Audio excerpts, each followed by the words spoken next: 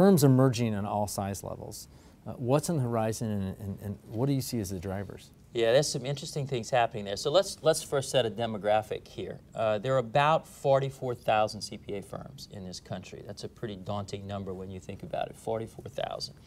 The 500th largest firm has about 20 CPAs in it. So that's, 43,000 plus firms that are less than 20 CPAs, which are very small. And they're obviously servicing very effectively entrepreneurial capital, Main Street capital, et cetera. But what is the, I think we have to look at your question on both sides of the spectrum. So if we take a look at the smaller firms, what do those smaller firms really look like? The typical smaller firm in this country has got 4 partners. 2 are baby boomers and not late baby boomers. They're early baby boomers. And, typically you might have one, a millennial, and you might have, one sort of 45-year-old or something along those lines as a partner. The typical demographic is that the 45-year-old, there are exceptions to this, but the 45-year-old really does not aspire to be the managing partner of that firm. And so when you look at how does that firm transition itself to the next generation, there's a real issue. And that is causing a lot of mergers and acquisitions and a lot of succession challenges as to what firms do on the smaller side. Now let's go upsize. So, we all know the history of, the Big 8, the Big 6, the Big 5, the Big 4, and where we sit from that. But what I think people don't focus on is what's happening in the tier below the Big 4 today. And my prediction is that I said this a year ago, and I said within 5 years, so now I would say within 4 years, we will have, I believe, a dozen, not counting the Big 4, a dozen firms with about, with $500 million in revenue or more, okay? And that is the growth of that is the result of some organic growth, but it's also the result of a lot of mergers. Now, why are those mergers taking place? And some have happened here in Chicago, and there are a lot of factors there. There's the need for the larger firms in the next tier to have more of a national branding capability, which means they actually have to have operations on a broader spectrum. A lot of that is being driven by private equity.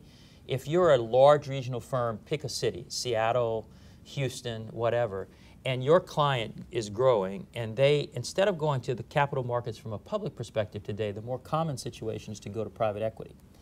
And to go to private equity, they may be accessing a private equity fund that is somewhere else in the country, and therefore that regional firm, if it doesn't have national branding, that equity fund says, who is this firm? Right. And so there is an element of trying to force that, and so that national comes in. International comes in as well.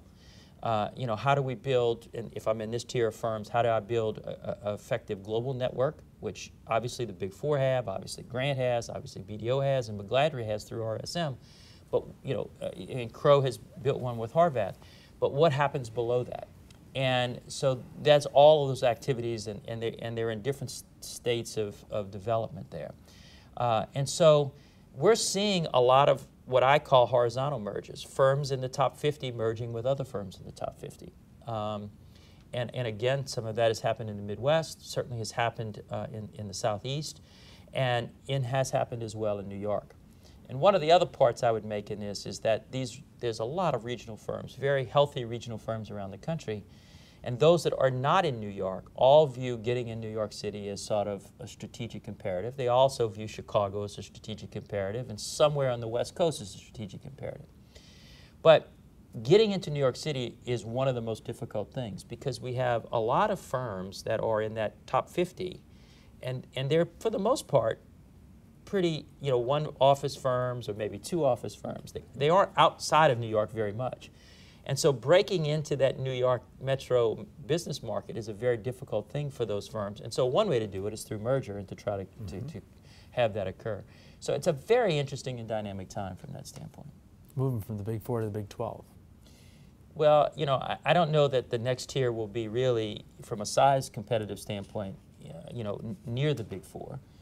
And I'm not sure they actually want to be in the space of the Big 4. So if you think about the Big 4, and Grant and some others, they really want to serve the capital market system. I think these firms that are merging and growing here, they don't necessarily say, from what I see, we want to grow because we want to go do an increasing amount of public company audits. There's all kind of issues associated with that, including very significant regulatory challenges. But they want to serve that middle market very effectively, and they think they need to be larger to do so.